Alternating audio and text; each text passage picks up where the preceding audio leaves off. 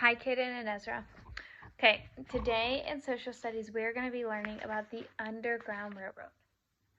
So, last time we learned about the pioneers and people moving west and their bravery in going into this new and unknown land and settling there. And today we're going to learn about another set of people who were extremely brave and extremely important to our country's history. There are some very difficult parts in America's history. Because of sin, the American people are not perfect, not even close to perfect. And one of those difficult times is when slavery was happening in America. You've probably learned about slavery either from your Bible or American slavery. Slaves were brought to America during colonial times. So that was started before America was even a country. Remember when England was still in charge of us. And as our country grew, more people were brought to America to be slaves.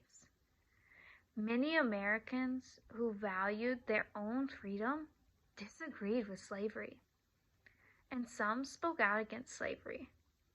Others would help slaves escape to freedom through the Underground Railroad. Some of the leaders of the Underground Railroad were Harriet Tubman, William Sill, and Thomas Garrett. So this is Harriet Tubman. This is William Sill. And this is Thomas Garrett.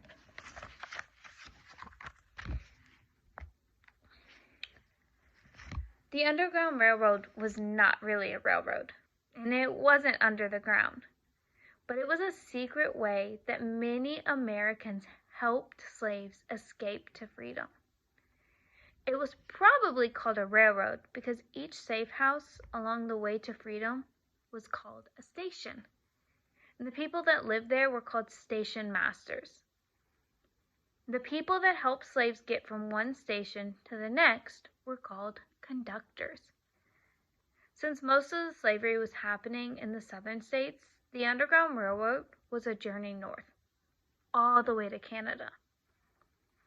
Many Americans worked together in the Underground Railroad, and they were very brave for doing that because if they were caught, they could be punished and even killed.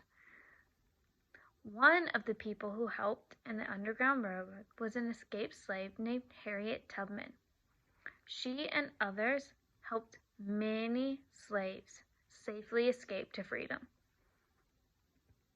If you would like to see what an Underground Railroad station might have looked like, you may visit the Levi Coffin House in Fountain City, Indiana. Indiana is real close to us.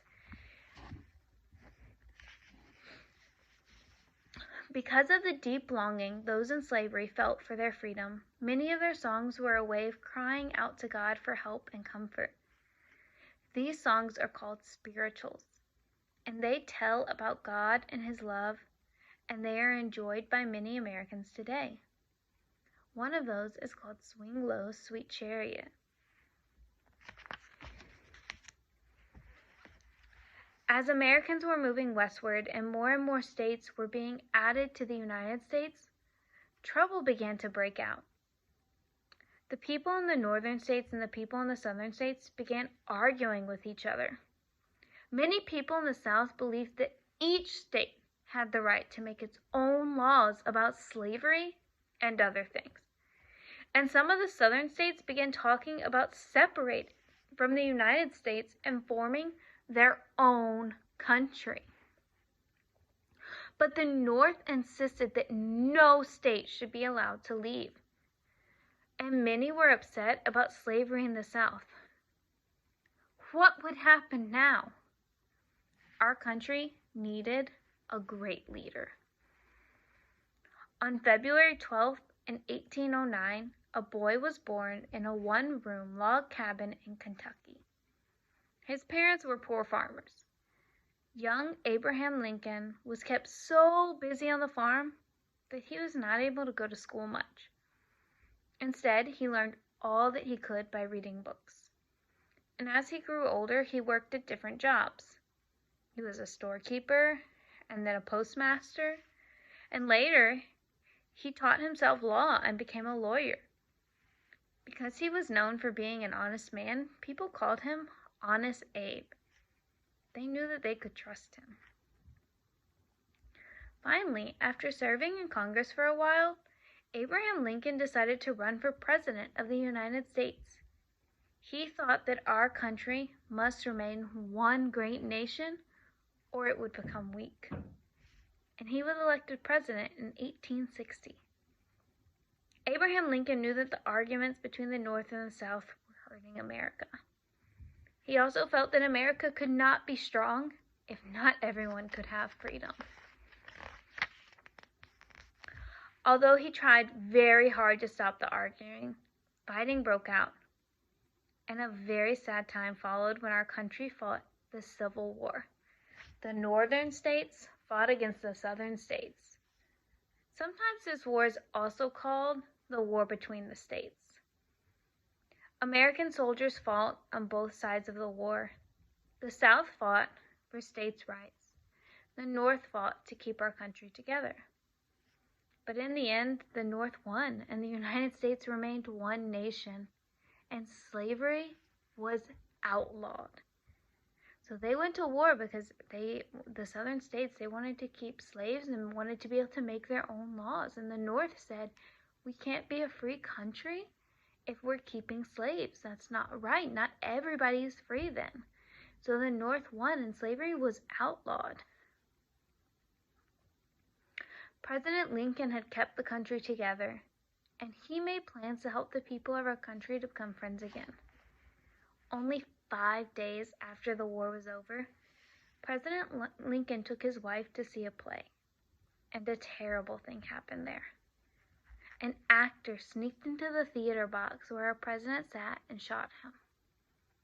Our country mourned the death of this great leader. People remember Abraham Lincoln as a great patriot who led our country during a very difficult time.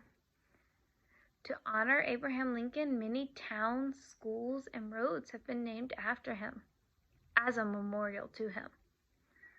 But perhaps the greatest memorial to Abraham Lincoln is the special place Americans have for him in their hearts. Though February 12th is Abraham Lincoln's birthday, many Americans celebrate his life on President's Day.